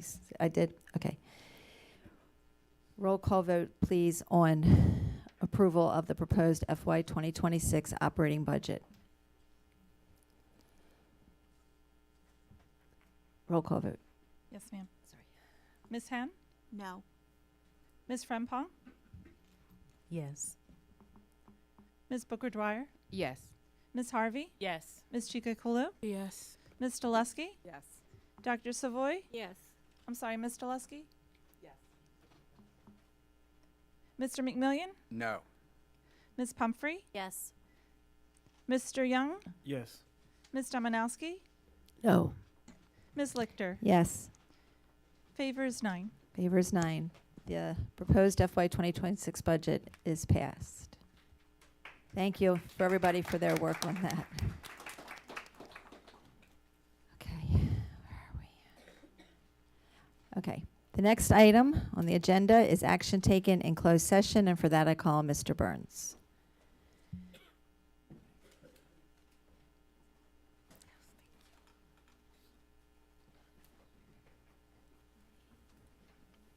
Madam Chair, Madam Vice Chair, members of the board, Dr. Rogers. In closed session, the board acted on took action on 2 appeals. One was number 25-010. I think you should do these separately because of the nature of the actions. Okay, thank you. May I have a motion to approve the action taken in closed session on hearing examiners case HEA 25-010? Everybody's present. Thank you. Frimpong. Okay, and then Ms. Chikakulu, second. Thank you. May I have a roll call vote, please? Ms. Hen? Abstain. Ms. Frempong? Yes. Ms. Booker Dwyer? Yes. Ms. Harvey? Yes. Ms. Chikakulu? Yes. Ms. Delusky? Yes. Dr. Savoy? Yes. Mr. McMillian? Yes. Ms. Pumphrey? Yes. Mr. Young? Yes. Ms. Dominowski? Yes. Ms. Lichter? Yes. Thank you. Thank you. May I have a motion to approve the action taken in closed session on hearing examiner's case HEA 25-007? So moved. Thank you. May I have a second? Second. Frimpong. Thank you. Thank you. Any discussion? May I have a roll call vote, please? Ms. Hen? Abstain. Ms. Frempong? Yes. Ms. Booker Dwyer? Yes. Ms. Harvey? Yes. Ms. Chikakulu? Yes. Ms. Delusky? Yes. Dr. Savoy? Yes. Mr. McMillian? Yes. Mr. Young? I'm sorry, Ms. Pumphrey? Yes. Mr. Young? Yes. Ms. Dominowski? Yes. Ms. Lichter? Yes. Thank you. Thank you. Thank you, Mr. Burns. The next item on the agenda is new business, report on board policies. This is the first reader for these policies, and for that I call Ms. Christina Pumphrey, Chair of the Policy Review Committee. Thank you. Members of the board, the Policy Review Committee asks that the board accept this report of the committee's recommendation of proposed changes to the following board policies. Board Policy 3160, review and approval of school-sponsored activities. Board Policy 7240, school site selection and acquisition. Board Policy 7310, design and construction costs. These policies are presented to you on tonight's agenda as exhibits I-1 through I-3. Thank you, Ms. Pumphrey. Board members, are there any separations requested? May I have a motion?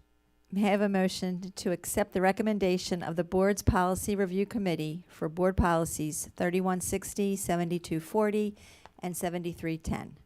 So moved, Harvey. Thank you. No second is needed since the recommendation comes from the committee. Is there any discussion? May I have a roll call vote, please? Ms. Henn? Yes. Ms. Frempong?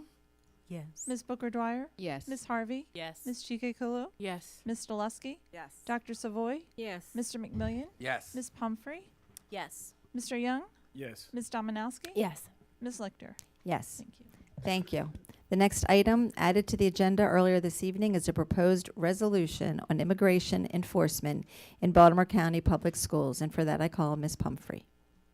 Thank you. I emailed. Excuse me one second. Yes, ma'am. Board members, you may have to refresh your board docs because this information was added to it during the meeting after the request was made. I'm sorry, I just wanted them to be able to see the document. No worries. I was about to say I emailed it, so I wasn't sure if it was included. It's in the- attached, but you have to refresh. Okay, thank you. So this resolution was adopted with input from both CASA and TABCO. I greatly appreciate the guidelines and procedures that the superintendent has followed and that have been communicated to our schools. Many of the items you'll see in the resolution are the same or very similar to those guidelines. However, I believe that as a board, we need to take a stand showing support of our students, all of our students.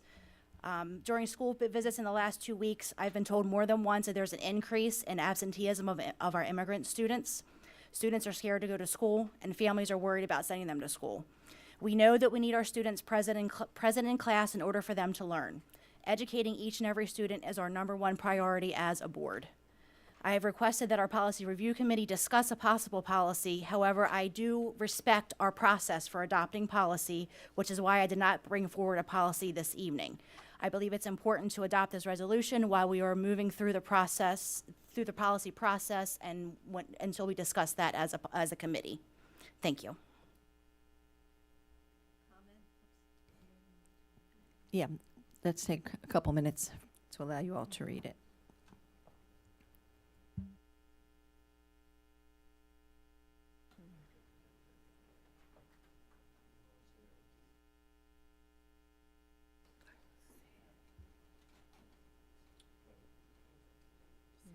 Where? Thank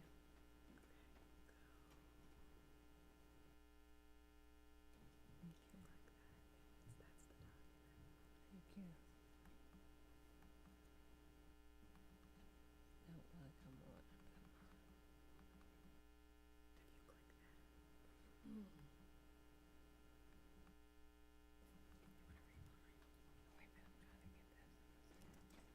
Not opening. Oh, that's right. Corns is in here. Okay.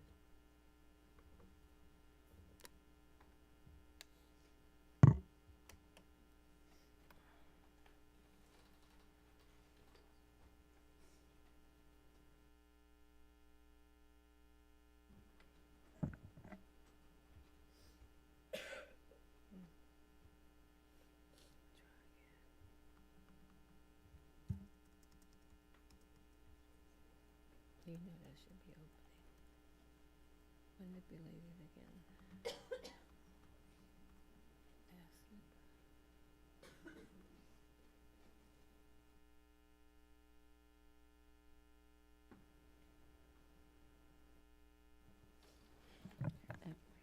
Acid. Mr. Burns, would you mind joining us?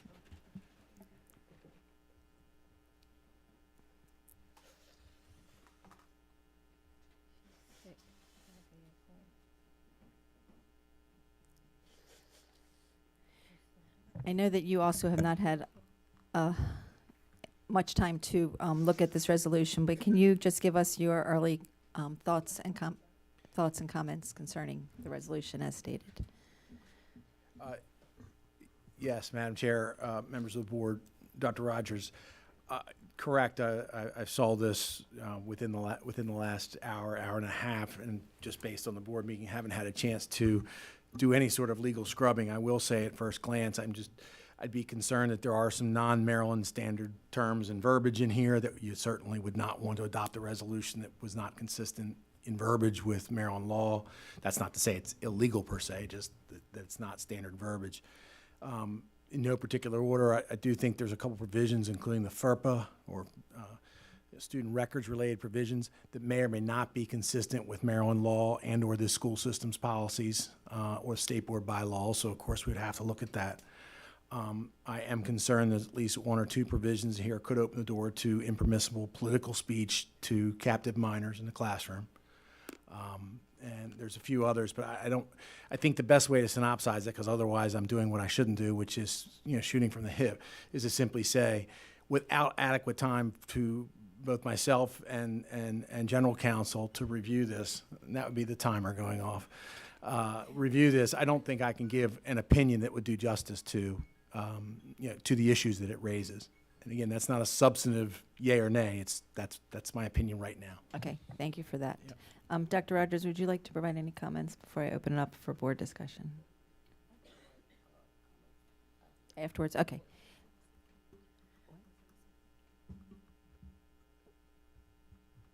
Okay, right.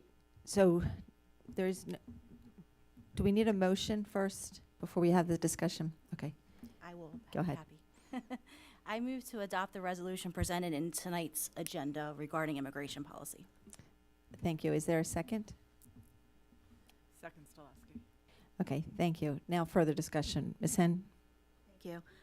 I'm not comfortable supporting this for the reasons Mr. Burns stated. I haven't had time to review it, and as Mr. Burns stated, he has not either, nor has General Counsel. There's some language here. Again, I've had 5 minutes to review it, but that concerns me as well in regards to one clause, specifically our requirements of our vendors. I don't know that contractually we can bind them to that language. That was just one that jumped out at me again in a very brief scan of the language.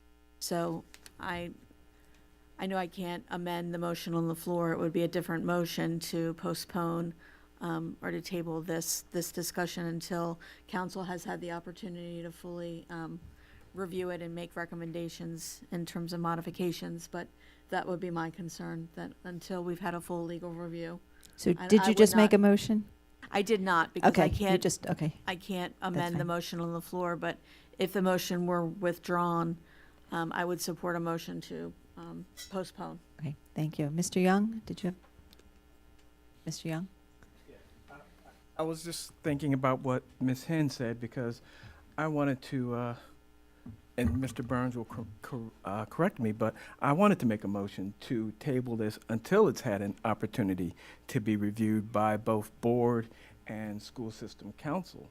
But is that permissible at this juncture? Yes, in fact, that could supersede the primary motion. Okay. So are you making a motion, I'm Mr. making a Young? motion. Okay, so your motion is to Table, postpone. postpone Thank you. adoption of the resolution until it's had an opportunity to be reviewed by board and school system legal counsel. Okay, is there a second? Second. Okay, second from Ms. Henn. Madam Chair, just quick, did you mean adoption or consideration? Postpone consideration or adoption? I'm just want to guard against a foregone conclusion being contained We in the haven't motion. adopted. right? Consideration. Consideration. Thank you. Okay. Ms. Gober, can you read the motion? Mr. Young, can you restate the motion? I'm getting silence from Ms. Gober. The motion to postpone consideration of the resolution until it has had an opportunity to be reviewed by board and school system legal counsel. Thank you. And we already had this second. Now discussion. Ms. Domanowski. I just wanted to say that I wanted to thank Ms. Pumphrey for going to this trouble, and it's something that we do need to discuss for sure. And I appreciate all the hard work that you obviously put into this and all the input that you took. I would like to discuss this further, and it's not that I'm against it. I just would like more time, and I just want to thank you for doing all that for us. Ms. Frimpong? I just wanted to ask, so within the resolution, did it take into account any of the existing policies that we already have? So for example, like with the student records and bullying, so we do have policies specifically for that. So has the resolution already accounted for that? I don't mind answering a question, however, I'm not sure it's appropriate based upon the motion that's on the floor. Which is to postpone and not to discuss the actual resolution, although I do not mind answering your questions. I concur. Okay. Okay, Ms. Hen? I wanted to confirm with Mr. Young, and if I need to amend his motion, I will, that what will be considered will be an amended version of the resolution if council recommends amendments to that. That's what I'm assuming, but if Mr. Young has a different intent, then I will make a motion to amend his motion to postpone. My intent, while, yes, supporting what Ms. Pumphrey has done, is to ensure that council is letting us know that what is there is legal and appropriate. To bring that back to us, that this is a more legal and appropriate way to handle what we are looking for. May I, Madam Chair, because this will help the board with probably similar questions. If the board passes a motion to postpone, you will have not taken any action, and that will not stop someone, the proponent or anyone else, from bringing back this resolution, another version of the resolution, or a completely different one at a future date as an agenda item. You put off consideration of this one. So are we good with the amendment that's on the floor, or were you amending the amendment? I'm good. Okay. Right, or we're still at discussion. Ms. Pumphrey, did you have something?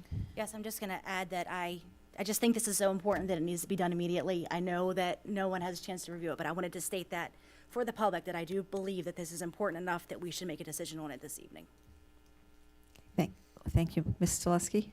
Thank you. And yes, thank you, Ms. Pumphrey, for initiating this. I just want to take the time to recognize all of the community members that have emailed us with support for our immigration population, and to CASA as well for your outreach. Thank you. Ms. Harvey? Thank you, Madam Chair. Along with others, I want to sincerely express my appreciation for Ms. Pumphrey's advocacy in making sure that we as a board express our agreement with protecting all of our students while they're in the school, and making sure that schools are secure and safe and free from disruption. I also want to make sure that the resolution has teeth. And if there are parts of the resolution that are not legal, that we cannot enforce, then it becomes a lesser document. And I don't think, well, I'll speak for myself. I don't want us to pass a resolution that we can't enforce in any way that will likely not keep children protected, but lead the community to believe so. So I agree, there's a sense of urgency. I appreciate the work that's been done. If we could just get that legal opinion and adjust the resolution, if there are parts of it that don't meet legal sufficiency, then I would be in agreement. It is important, and we do need to address it. Thank you. Thank you. Ms. Booker-Dwyer? And I agree with Ms. Harvey.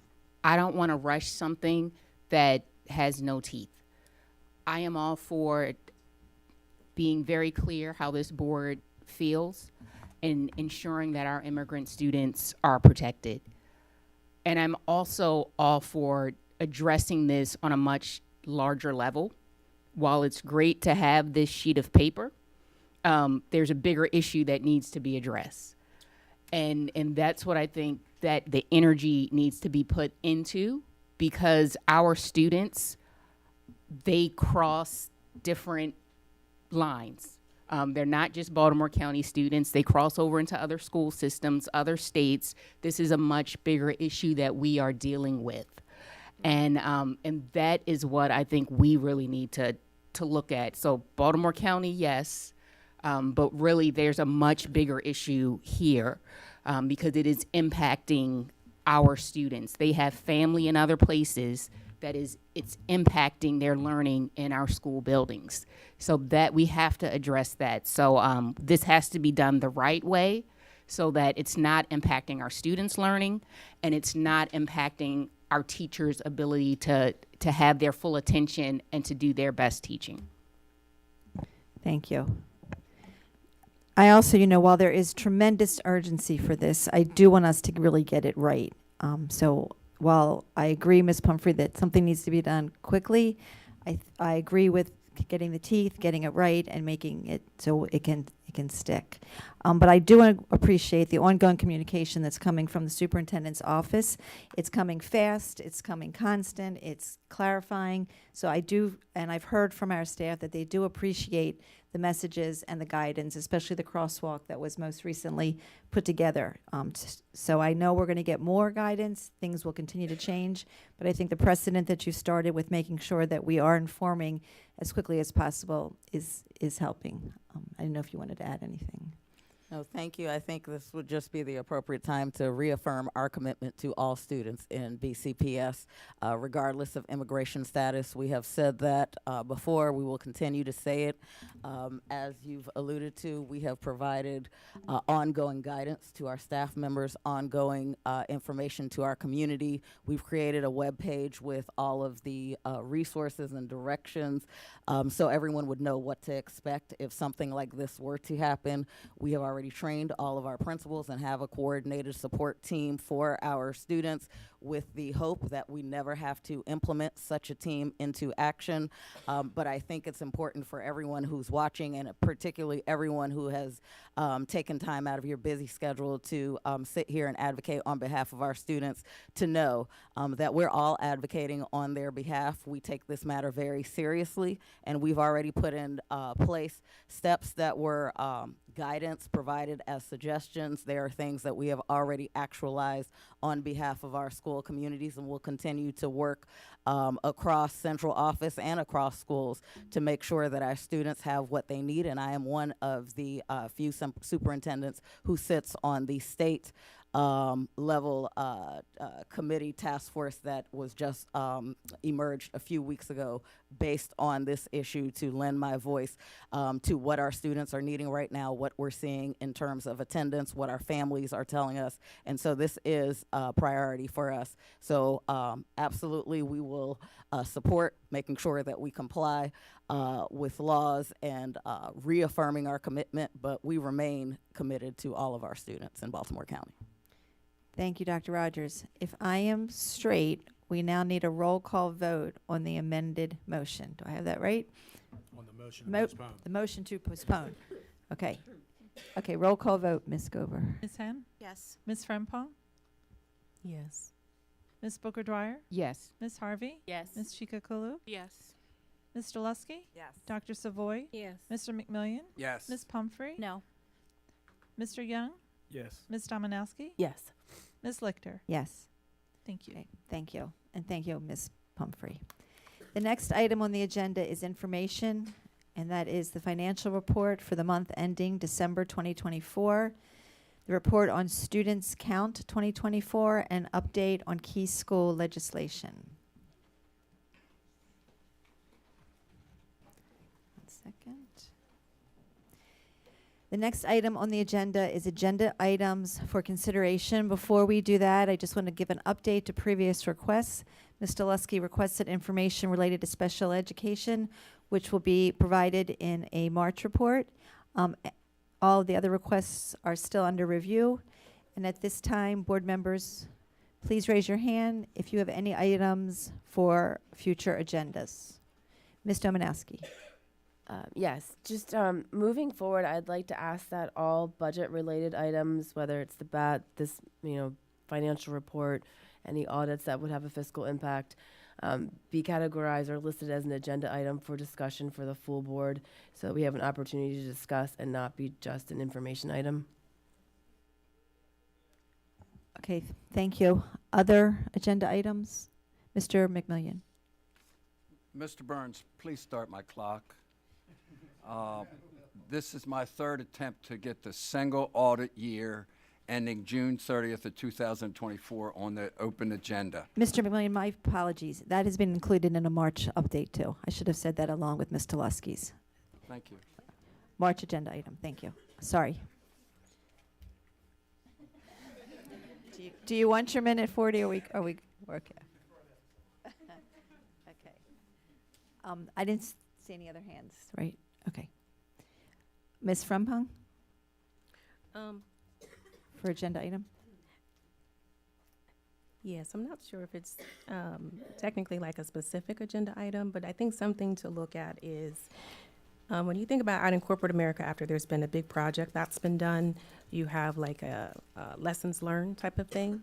And so as we continue to do the budget process, because I do think that Dr. Rogers has done a great job with that lead up and getting all of the input and feedback leading up to it, but just continue to have, I guess, discussions about ways that we can improve the budget process for everybody. Thank you. Ms. Hen? Thank you, and thank you to Ms. Frimpong for bringing that up. I agree and would like to second that request, as well as to invite our peers from other boards that have innovative budget processes. I'll mention Anne Arundel County, but there are others as well that have quite the robust budget processes that run through their budget committees, and I would like to invite them, if they are willing, to share their processes with us once they get through their process or through their budget season and things quiet down for us and them. I would like to invite them to share their processes with us. So as Ms. Frimpong said, I think that's a tremendous learning opportunity if they're willing to share. Thank you. Thank you. Okay, the board will hold, the next item is announcements. The board will hold a public hearing on the Northwest Area Elementary School boundary recommendation tomorrow, February 26, 2025. So I'll see everybody again tomorrow night, 6:30 p.m. at Milford Mill Academy Auditorium. Speaker sign-up begins at 5:30 through 6:25. So the members of the public who wish to give us their input, speaker sign-up begins 5:30 and will end at 6:25. Our next Board of Education meeting will be held on Tuesday, March 11th, 2025 at 6:30 p.m. Thank you for joining us tonight and have a great evening. The meeting is now adjourned.